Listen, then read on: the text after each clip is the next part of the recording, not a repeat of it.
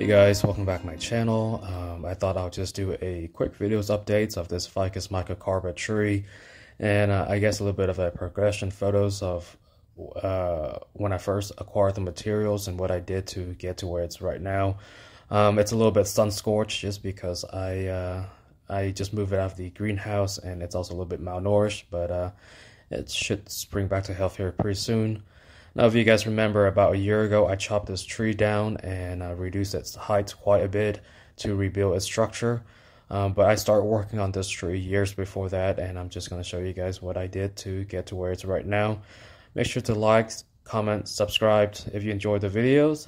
I appreciate the support, and I hope you guys enjoy.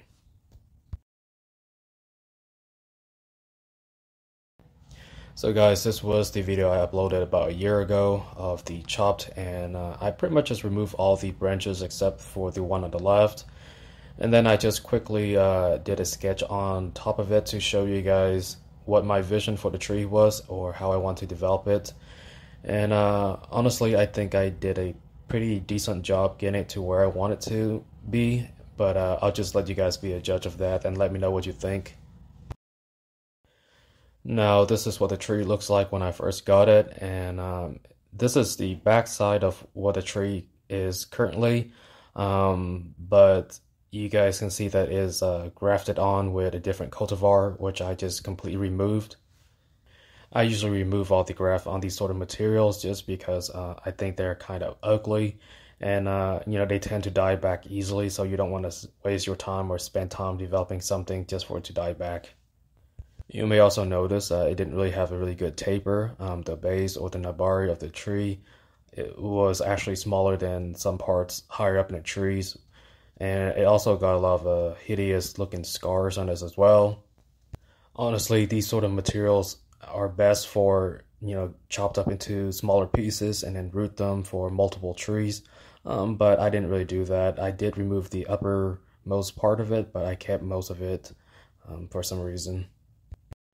So to develop a better taper and just a stronger base in the bari, I wounded the bark of the tree toward the bottom and on the underside of the curve, and just allow roots to grow out from there, and then just arrange them to grow out more radially. And over time, this thickened up the base significantly and just really improved the overall look of the tree. Over time, the base of the tree did look a lot better. It didn't look as skinny as it was, and but at this point, I still didn't do a whole lot with the tree and didn't really have a direction with it. Eventually, I flipped the tree around and repositioned it to be more upright, and I was just really happy with how the base was coming along. It was a lot more powerful looking and obviously a lot thicker than what it was. But the overall structure of the tree was a little bit of a mess. It was really lanky, and you know, I should have pruned off those branches way back, but I didn't do that. And then I thought that I really want to bring the focus down toward the base of the tree. So I thought I would go ahead and reduce the heights of the tree just to develop a much more powerful looking tree, and then I could use the upper parts for multiple smaller trees. And so that's what I did last year in that video that I uploaded. Now, this was what the tree looked like this past winter. You probably noticed the aerial roots that weren't originally there. Those were cuttings from the same tree that I rooted and then just fused back onto the tree. I also fused on some of the branches as well. Just to get the structure of the tree to be how I want it to be. So a lot of fusion techniques going on, a little bit of a Frankenstein's monster, but I make sure to use cuttings from the same tree. This way, you know, you can ensure that, especially the branches, that the foliage would look the same. And also, I think sometimes if they are from the same tree, they fuse a little bit easier.